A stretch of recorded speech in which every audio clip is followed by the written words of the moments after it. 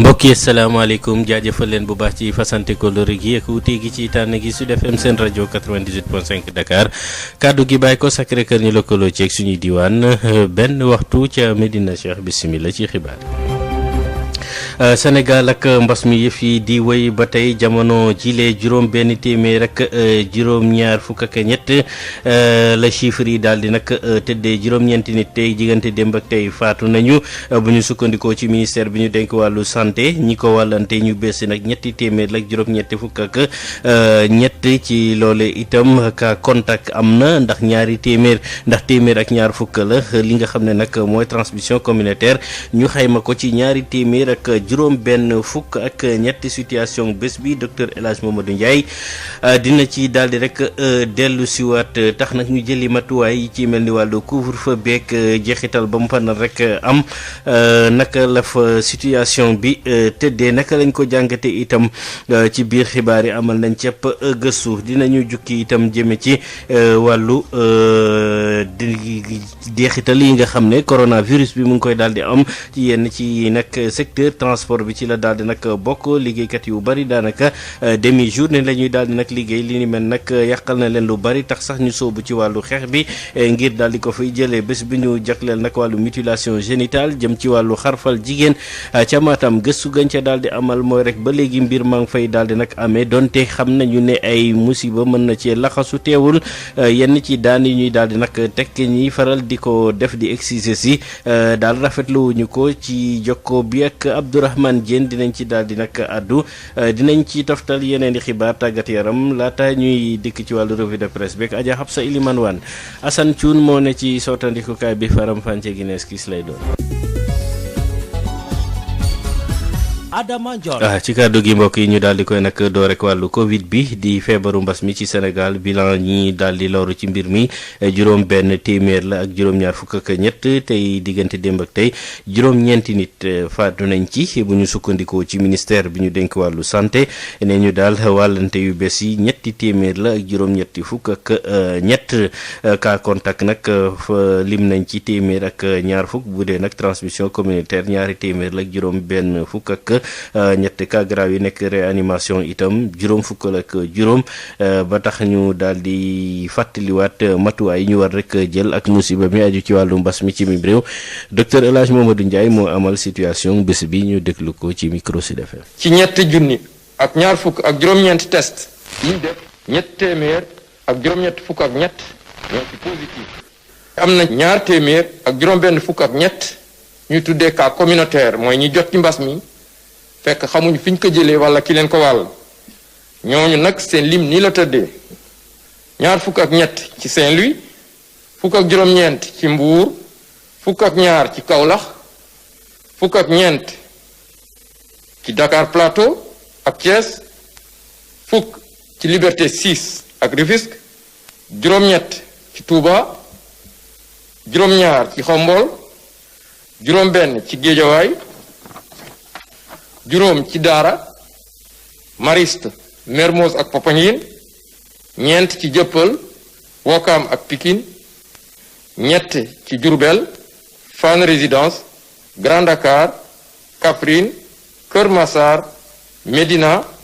Ndofane Parcelles Assainies Point E Sokone ak Ziguinchor ñaar ci cité Aliou Sow cité Asecna cité Keur Damel Diamniadio Fann Hock HLM Grand Yoff Xaar Yàlla Liberté 5 Makka Koulibantang Niague Ngor Ouest Foire Patte d'Oie Richard Toll Sacré-Cœur 3 Thiadiaye ak Tivaouane Peulh benn ci Amitié 2 Bambilor Cambérène Cité Enseignant Cité Magistrat Cité Nations Unies Cité Port Dagana Derklé Diofior Fass Mbao Gueule Tapée Guinguinéo Hamo 3 Joal Kébémer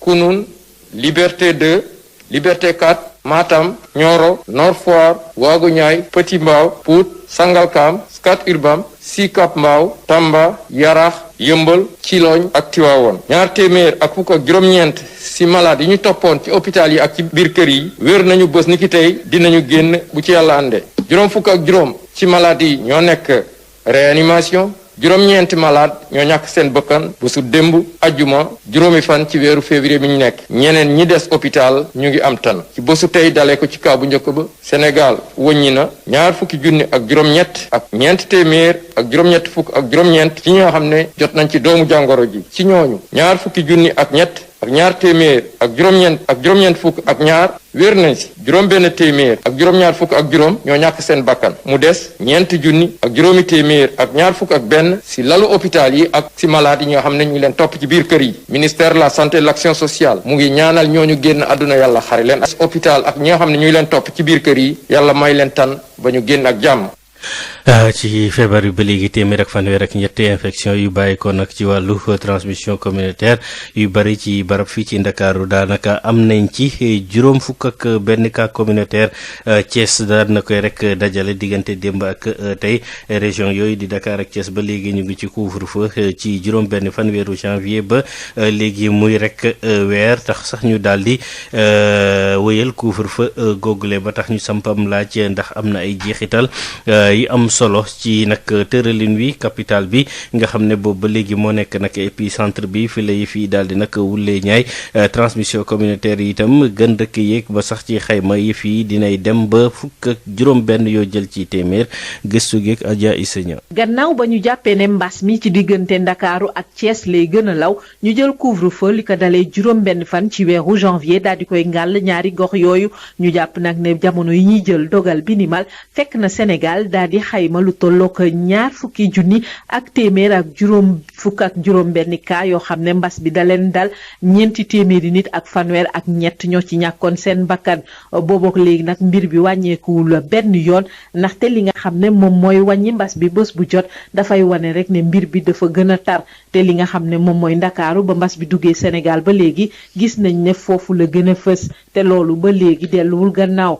fukki fan ak juróom benn ci weeru janvier bi ñu weesu fukki fan gannaaw ba ñu tàmbalee couvre-feu bi daanaka mbir bi wàññeekuwul benn yoon ndaxte ca bés boobu lu tollook ñetti téeméer ak ñeent fukk ak ñaari cas la ñu nemmeeku téeméer yi ak juróom ñeent fukk ak juróom yi ay cas communautaire juróom ñeent fukk yeeg benn yépp ci biir Ndakaaru la benn weer gannaaw ba ñu dooree couvre-feu bi ci juróomi fan ci weeru février bi ñu weesu li nga xam ne moom mooy mbas bi téeméeri nit yoo jël fukk ak juróom benn bi mbir bi dal na leen ndaxte daal ci bés boobu ñi ngi wàññi lu tollook ñetti téeméer ak juróom-ñaar fukk ak ñetti cas yu yees daanaka ñaari téeméer yeeg ñeent fukk ak juróom yi ay cas communautaire lañ xamuñu kan moo leen ko wàll téeméer ak ñaar fukk ak juróom-ñeent yépp ci biir Ndakaaru lañ ko gis ci suuf couvre-feu bi lañu daal di nemmeeku cas de contamination ci benn fan bu gën a mag benn fan ci weeru février ñeenti téeméeri cas ak ñeent lañu daal di nemmeeku ñaar téeméer yeeg juróom-ñaar fukk ak juróom-ñett yépp ay cas communautaire la téeméer ak ñaar fukk ak ñaar ci Ndakaaru lañ ko daal di nemmeeku ñu jàpp ne nag boobook léegi mbas bi mi ngi wéy di gën a law te jamono yu ñu jël li nga xam ne mooy couvre-feu ak yeneen restriction la ñu daal di nemmeeku variant anglais bi nga xam ne ñëpp a ko ragal ndaxte na muy wàllee moo gën a gaaw mu feeñ ci Sénégal ci jamono yooyu tamit la ñu nemmeeku li nga xam ne moom mooy faat yi gën a bëri ndaxte nag fukki nit ak ñett ñàkk nañ seen bakkan ci benn fan ci 9 janvier bi ñu weesu ñu jàpp nag ne ba ñu dooree couvre-feu ak léegi ak yeneen sax restriction yi li nga xam ne moom mooy mbas bi dafay wëy di gën a law di gën a faat cas communautaire yi gën a bëri ba tax na ñu bëri ñi ngi laaj ana solo su couvre-feu bi. ana solo si couvre-feu googule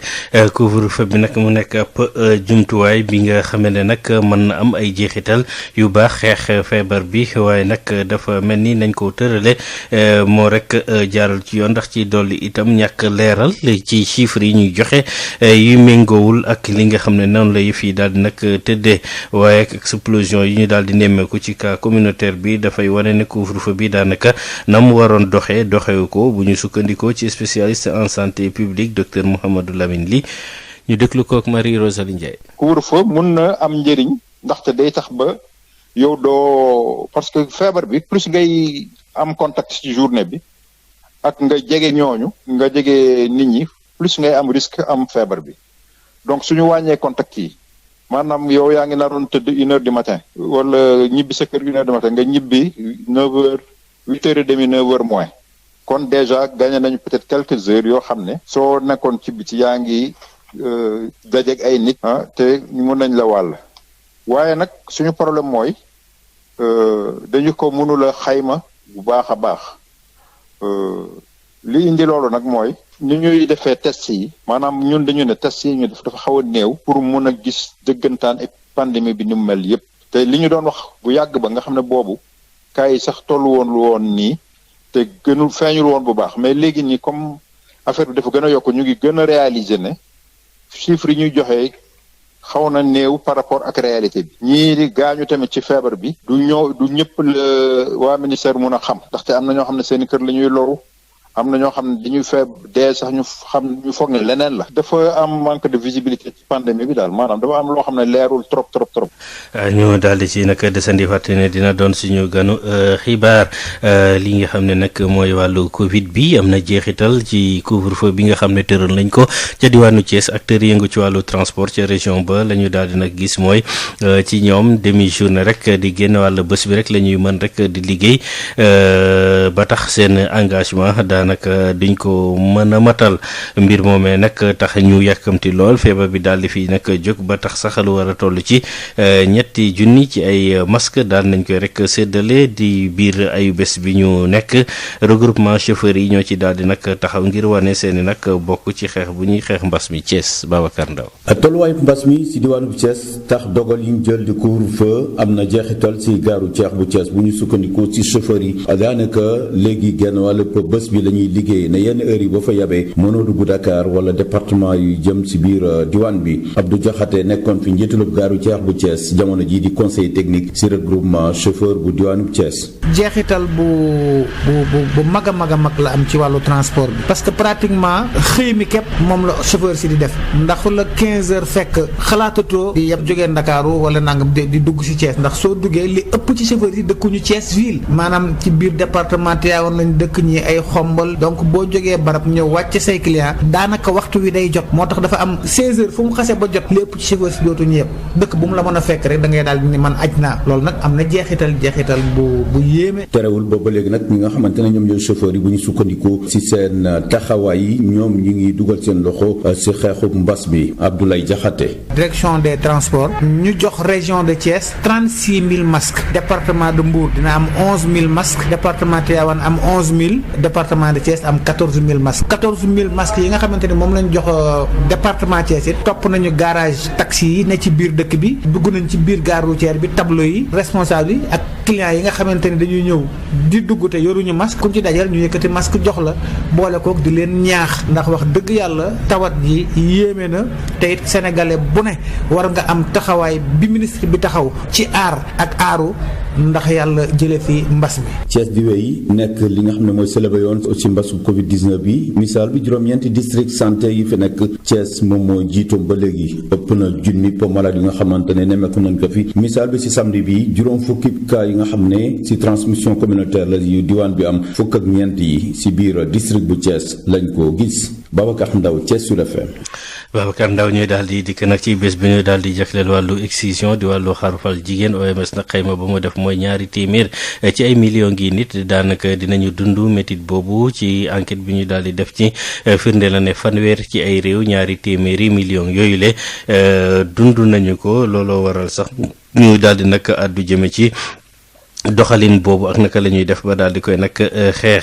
Sénégal nag am na ab loi bu ko daal di nag aaye atum 1999 waaye ba léegi jëfandiku bi mu ngi fii li ciy firnde mooy foofee ca diwaanu nag Matam donte yëg nañu ne nag mbir mi aaye nañ ko teewul ay xale yu jigéen ba léegi ñu ngi leen di xarfal ca région ba bu fekkee ne ñi ci ëpp gis nañu ne wala nangu nañu ne am na ay rek gaañ ak i musiba yi ca daal di nag aju teewul nag sanction yi ñuy daal di teg jigéen jigéen yi faral di jëfee loolu ñoom nag rafetlu wuñu ko ndax jàpp nañ ne ab doxalin la bu fës wala rek bu nekk wàllu aada ca diwaanu Matam. Abdourahmane Diène. Matam bokk na ci région yi nga xam ne ñoom la ñuy gën a xarafal ñoo ko gën a pratiquer. réewum Sénégal tere na xarafal jigéen ba tax na mu pareel ay daan képp ku ci yëngatu kuñ ci jàpp di nga tëdd kaso gën kaa néew juróom benn weer jëm juróomi at bile loi nag ñi ci ànd bariwuñu naam sax ne bëgg nañ ñu dakkal xarafal jigéen ci seen gox soxna Diallo dëkk ca Ciloñ kenn la si ñoom. tëj moom wax dëgg yàlla tëj moom du ma santaane rek tëj moom dem ëpp na sax mais war nañ leen yedd rek ñu waxtaan ak ñoom xamal leen ni tey lor comme ça ñu mën ko bàyyi. li mu soxna yi ñuy jot a tëj ngir xarafal jigéen néew na lool ci diwaan bi ndaxte kenn du leen boole Adi Ñang di jàngalekat nekk surveillant général ca collège Ciloñ moom it àndu ci benn yoon. tëj man déedéet pour man dafa war a jaar d'abord ci sensibilisation ak waxtaan ensuite ñu dem ci éducation mooy yar parce que ñi koy def ay mag lañu loo xam ne ci culture la nekk ci aada ak cosaan la nekk changement de comportement warul toog assemblée nationale voté ak ay loi pour dindi ko déedéet tëj kaso na mujj mais aussi dafa laaj ay années yu bëri ba ñëpp adhéré ci projet bi ñu doog a dem di punir wala di tëj. xarafal jigéen naam wàññeeku na bu baax a baax ci gox-goxaat yi nekk fii ci diwaanu Matam wante teewul ne ñenn ñi ñu ngi koy def ndax jàpp nañ ne lu baax la. Binta laa tudd 12 ans. xarafal jigéen dafa baax soo defoo la même yoo joxe ndax ko dul baax. Binta mi am fukki at ak ñaar ndax xaraf na. waaw kañ nga xaraf kañ. maa ngi nekk xale. waa léegi ndax biñ ko koy def metti na. xaw ma de. xamuloo lu tax xamuloo. dama nekkoon xale. li leer ba leer mooy ni xarafal jigéen du gaaw a jóge fii ci diwaanu Matam ndaxte dañ koo teel a gëmloo tu tànk yi le Binta moom ñi ko gëmloo mooy. sama yaay ak sama grand. mu nekkoon Abdourahmane Diène fii ci Matam pour Sud FM. Abdourahmane fanweer ak ñeenteelu sommet bu njiitu réew Union africaine ubbi tey jile muy réunion bi nga xam ne at bu jot lañ koy daal di nag def di rëpp ñaari fan. thème ba ñuy waxtaanee mooy wàllu culture wàllu art ak patrimoine ba tax nag ñu jàpp ne ak jamono ji ñuy daal di toll urgence yi daal feneen la nekk ci wàllu état yooyu wàllu Covid baa ngi fii jeexital yu am ci wàllu koom-koom gi ba ci conflit armé yi daal di am mënoon nañ cee nag waxtaan loolu jàngatu professeur Moussa Diaw la jàngalekat ak gëstukat ci université bu Gaston Berger bu Ndar ñu déglu ko moom Diarra Da Silva. thème bi ma yaakaar ni mën nañ ko wax ni thème bateau la parce que dafa mel ne nii rek bon ñu ngi ci situation normale qu'on peut aborder ay questions culture civilisation yooyu c'est important patrimoine yooyu yëpp c'est important pour l'Afrique mais situation bi ñu nekk réewu Afrique yi lu nga xam ne war nañ ci jóg mooy nan la ñu mën a lutter contre propagation wu pandémie bi nuñ ko mën a xeexee nu ñu mën a réduire dooleem wàññi ko seet aussi nu ñu mën a mener ay actions collectives mën a accéder ci vaccin yi parce que pour ñu ànd ci ñoom ñëpp xeex négocier pour am accès ci vaccin yi pour ñu mën ko def rapidement pour mën a limiter dégâts yi ensuite réfléchir ci affaire impact bi impact économique bi parce que plan yi ñu defoon yëpp ci économie croissance yëpp gis nañu nu mu effondré léegi nag war nañu réfléchir seen nan nañu mën a résister nan nañu mën a orienter seen économie collectivement pour mën a résister ci situation bi et puis l'autre aspect bu ñu mën a aborder mooy question conflit yi gis nañu conflit yi nu mu amee Afrique nu mu retardé développement économique Afrique yi loolu nag ma yaakaar ni yooyu mooy question yoo xam ne question prioritaire la question d'actualité la ci lu ñu war a waxtaan seet na nañ ko mën nañ ci apporter ay saafara plutôt que ñuy wax ay civilisation patrimoine yooyu yëpp am na solo mais nag importance situation bi ñu nekk daal opportunité bi ñu war a jël mooy réfléchir ci li nga xam ni ay ñu ngi jànkonteel moom te de frein la te mu ngi indi ay dégâts ci Afrique war nañu lutter ci contre ci wàllu waxtaan mooy question essentielle ñu war a aborder période bi.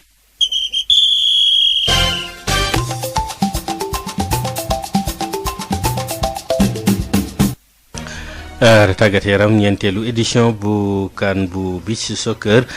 mooy football yu ñuy amal ci wetu nag géej gi équipe nationale bu Sénégal di amal ñaareelu stage yu wàccaayam ci régime internat ndax dafay tëju juróom-ñetti fan ba fukki fan ak benn weeru février ca cité Alia Diène bu Yoff ñaar fukk ci ay jours convoqué nañu leen doore ko nag ñetti waxtu bu tegalee fanweeri simili dinañu daal di nag bokk ci ab stage yu waajal seeni bopp ci wàllu coupe d'Afrique des Nations bu beach soccer bi nga xam ne nag war na am Sénégal sax moo koy daal di organiser ñaar fukki fan ak ñett jàpp ñaar fukki fan ak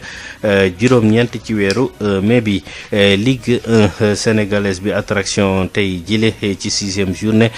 choc bi nga xam ne diggante nag jàmbaar bu Saly ak Teungueth FC bu Teungueth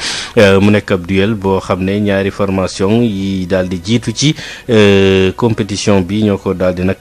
séq ngir nag des nekk leader victoire moom faaw mu am ko ñoom académiciens yu fare Saly ñi nga xam ne nag ñoom waa Teungueth ñoom itam bu ñu bëggee rek waajal seen bopp bu baax ci seen sortie ci wàllu Coupe d'Afrique bi ñoom it faaw ñu daal di am ndam ñu daal di gëstu li nga xam ne mooy match jàmbaar Teungueth FC choc bi la ak Moustapha Sall. jàmbaar ak Teungueth FC moo nekk jongante bi gën a fës ci juróom-benneelu bëccëg bi ñaari équipe yi ñoom ñoo tegaloo ci bopp classement bi tolloo ay poñ ku ci nekk am fukk waaye nag dafa mel ne jàmbaar ñoom ñoo ëpple lu ñu dugal juróom-ñaar la ñu dugal ñi nga xamante ni ñoom la ñuy dajeel tey daal di dugal juróom waaye nag kii moo gën défense Teungueth FC ndax moom ñett rek la jot a jëlagul ci juróomeelu bëccëg bi jàmbaar moom encaissé na juróomi yoon jàpp leen ne goney mbay bat yi boo dee xayma match bu jot lu mu tuuti tuuti daañu dugal benn jël benn ñi nga xamante ne ñoom ñooy gën a Youssouf Daaba yi ñoom it match bu jot mën nañoo jàpp ne daañu dugal benn waaye tamit mën nañoo bañ a jël benn but ñaari équipe yi nag dafa mel ne ñoom bari na lu ñu nuróolee ndaxte ci juróomi match yi nga xamante ni jot nañ koo laale ñoom ñaar ku ci nekk am nga ñetti ndam benn match nul ak benn défaite te défaite boobu la ñu ngi ko jël ci bëccëg bii ñu génn jàmbaar Douane moo ko daan benn bal ci dara nu ni mel la Jaraaf daal di daane Teungueth FC ndam nag ñoom ñaar ñëpp bëgg nañ ko ngir rek daal di yaakaar desandi ci bopp classement boobu lee jàmbaar Teungueth FC mu mel ne ñaari équipe yi seen lépp dafa tolloo ndaxte boo xoolee ci juróomi jongante yi nga xamante ne football nañ ko ci at yi ñu génn ñoom ñaar ku ci nekk am nga ñaari ndam ñu témboo beneen jongante ba benn match bi nga xamante ne moom la ñu jot a football daaw te saison bi yëggul woon waa Teungueth ñoo fekk woon waa Saly daan leen ci Fodé Wade ñaari bal ci benn tey jii nag seen jongante bi di am ci jamono gu nga xamante ne ndorteelu championnat la ñaari équipe bi ku ci nekk am ngay xemmem teef ku ci nekk bëgg ngaa gañe jongante bi ngir daal di rëccantiku ku ci nekk tamit bëgg ngaa gañe ngir des ci bopp classement bi mu mel ne ñaari entraîneur yi ku ci nekk dana def pexe ngir rek daal di jël ndam li lee jàmbaar Teungueth FC mu nekk jongante ñaari entraîneur yu nga xamante ne ay ndaw lañu kon Mbaye Badji ak Youssouf Dabo daañu janoo ci jongante bi lee Moustapha Sall fii ci Mbour ngir Sud FM. Sud FM ganu bés bi. Mouhamadou Lamine Ly docteur la ñuy daal di nag dalal waxtaanam ak Marie Rosalie Ndiaye jëm ci wàllu nag couvre-feu bi jeexital yeeg la mu jàpp ne tëralin la bu ñu xaarul woon ñu teewlu leen ci suñu ganu xibaar. docteur Mouhamed Lamine Ly maa ngi lay nuyu. maa ngi lay fay. tey jii dafa tombé mesure bi di couvre-feu am benn weer fii ci Sénégal gannaaw bañ ko tàmbalee jëfee docteur ndax mën nañu jàpp ne couvre-feu bi am na njeexital ci wàllante feebar bi di Covid-19 fii ci Sénégal. mesure bi dafa mel ni moom rek sax lañ fi dese ndax xam nga ne gouvernement bi fu mu ne nii mënul ne day confiné ndaxte couvre-feu bi déjà rek indi na problème ndax am na ñu bari ñoo xam ne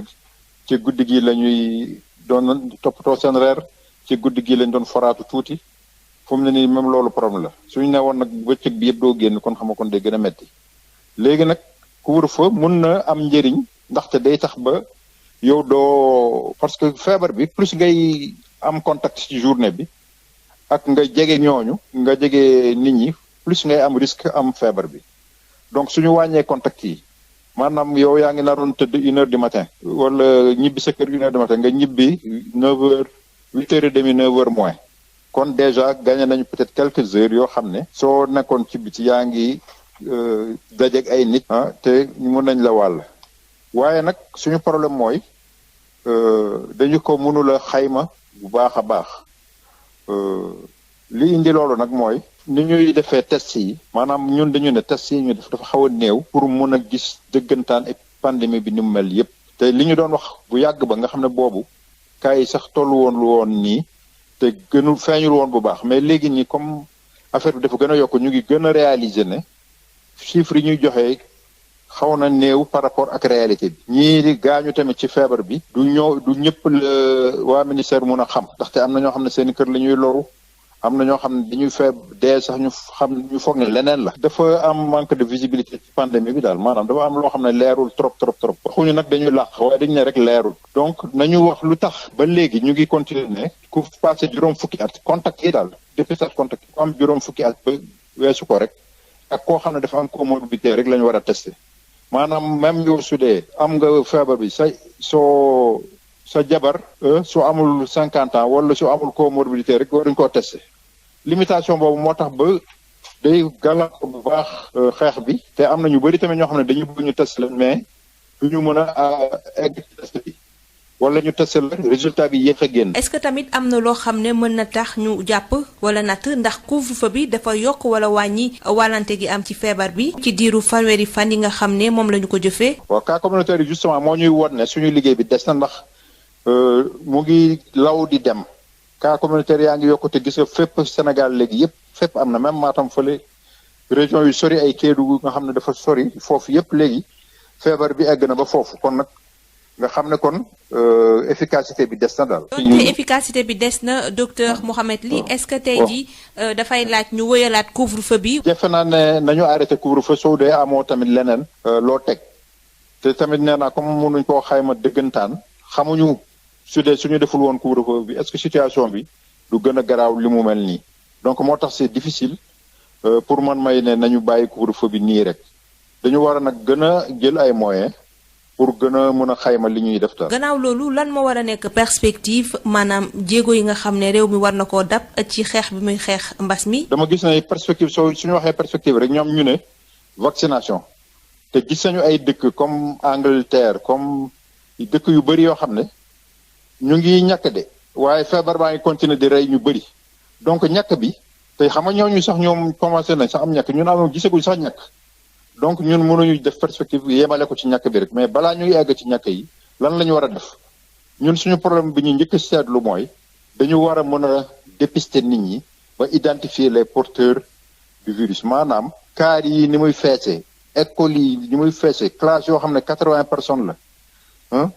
même xam nga suñu nee tamit tere nañu rassemblement te nga biir classe bi nga am 80 xam nga loolu rassemblement bu ndaw la xale yi ñu ci bëri forme asymptomatique la ñu def donc loolu moo gën a tax duñu maîtriser pandémie bi tant que mënuñu identifier nit ñi ba isoler ñi nga xam ne ils sont porteurs léegi ñu bëgg tamit ñu gën a impliquer maanaam OSC maanaam organisation société civile gën a impliquer communauté yi gën a impliquer li ñu wax élus locaux les mairies léegi nag impliqué bi mooy ci lépp ci yee nit ñi ci gestes barrières yi ci tamit su nit ki feebare war a toog këram li ñuy wax prise en charge domiciliaire ñu impliqué wu parce que tamit léegi dañu faral di leen fa bàyyi rek duñu leen sax nemmeeku pour xool est-ce que yaa ngi commencé am signe de gravité teel laa yóbbu hôpital mais dañu leen ne toogal sa kër rek fàtte la ba yenn saa yi foofu ngay jaar sax génn àdduna bon ak tamit ñi gaañu surtout foofu tamit day fa nit ñi dañu faral quand même di dajaloo ñu seet na lañ koy mën a gérer pour mu bañ a wàll nit ñi lu bëri daal donc gis nga comité bi am na fu bëri foo xam ne mën na cee jouer rôle daal defe naa daal war nañu gën a farlu daal pour feebar bi bañ ñoo sonal trop daal. docteur Mouhamed Lamine Ly maa ngi lay jaajëfal. ok merci jërëjëf. may fàttali ne spécialiste nga en santé publique. La revue de la presse sur Sud FM. Sud Quotidien, Walf Quotidien, Le Soleil, Le Populaire, L'Obs. La revue de la presse sur Sud FM. Écoutez la différence. Baye Global Engineering ngeen miin ko ci Baye Computer boisson punch ak ndox mu sell mi di Waalo DSL plomberie équipement et sanitaire ak SPEM Sénégal premier équipement et machine ñoo leen di may seen revue de presse. Habsa Eliman Wane. asalaamaaleykum daleen nag jàmm tuuma yi ñu teg ci ndoddu ki nga jiite Pastef di Ousmane Sonko mooy li gën a soxal ëttu yéenekaay yi ñu xëyandool dañu koy door ak Sud Quotidien mu ñuy waxtaane yokkute bi mbas mi yokku ak ñàkk dooraat waxtaan yi am ci diggante jàngalekat yeeg gouvernement bi moom lañu mën a jàng ci xët bu njëkk bu ëttu yéenekaay bu groupe Sud Communication ginnaaw benn ay bésu bër nag ndongo yi danañ delluwaat ci classe yi altine juróom-ñetti fan wante nag mi ngi am ci jamono joo xam ne mbas mi ngi wéy di law moo tax it daal ñenn ci ñi nga xam ne ñoo yëngu ci wàllu wi di soññu nguur gi mu yokkaat yooyu les vacances li ko waral mooy dañoo nemmeeku ni mesure yi ñu jël ngir xeex mbas mi ñu ngi koy jalgati bu baax a baax ci biir l'école yi mesure yi nga xam ne moom la ci gouvernement bi jël daal doyul dara ci beneen wàll wa it ngir njàng meeg jàngale mi mun a yemb jàngalekat yi ñoom lenn daal lañ bëgg muy waxtaan bi doon am seen diggante gouvernement bi ñu wëyal ko ci fàttali ci ñaar fukki fan ci weeru janvier bi ñu génn njiitu réew mi di président Macky Sall soññoon na ministre yi nga xam ne moom la mbir yi soxal daal ñu fexe ba dooraat yooyu la waxtaan moo tax secrétaire général bu SELS authentique di Abdou Fati di dénk suñu naataangoo yi ne bu ñu dooraatee jàngale mi du ñu am beneen pexe lu dul delloo buum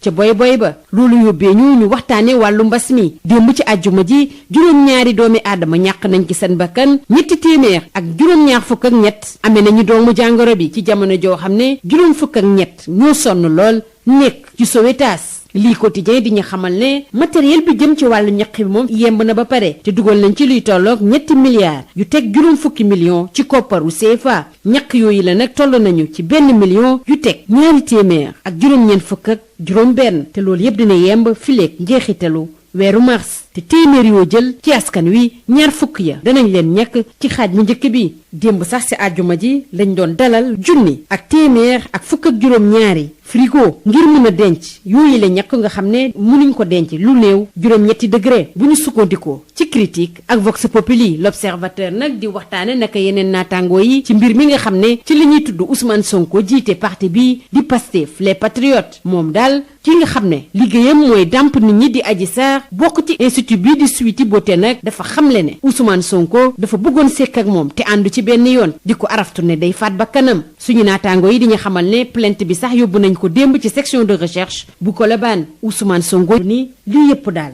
ute naag dëgg ñu des ci mbir moomu le ak Vox Populi bi dellu si kàddu yi nga xam ne ci moom boobule salon yëkkati na ko Sonko saa su ne day ñëw file ñu dàmp ko wante nag setal na ci bu baax a baax Sonko tuumaal bu baax nag ki nga xam ne moo koy liggéeyal ci biir Les Échos soxna soosu ne li ñu tuumaal Sonko mënu fa am ndax kër gi dafa am ñu ci ne Adji Sarr lu ko neex lay wax ci jamono joo xam ne nag l'enquête bi mi ngi wëy Ousmane Sonko mu xamle ne du kenn koo xam ne day yëngu ci wàllu langue politique bi daal koo xam ne ci diir gu gàtt teg nañ lu ne si ndoddam teg ci it final ka lool Les Échos ni daal l'enquêteur yi danañu ko woolu ndax lii ab sos la wala dëgg la l'enquête moo samp boobu la laaj mu dellu si ni kii di Ousmane Sonko nguur gi teg na ko gët gu baax a baax te mbiri day tax ba Ousmane Sonko gën a gëm li mu doon wax ni dañoo bëgg yàq deram lii nag lu garaaw la ndax mun na yàqu deru Ousmane Sonko bi nga xam ne li ñu gën a xam ci moom mooy homme politique bu set la 24 heures ni mbiri daal doy na waar moom nag mu dellu si yenn yoo xam ne daal leeragul ci boppam te l'enquêteur yi nar kaa leeral ci jamono joo xam ne ARTP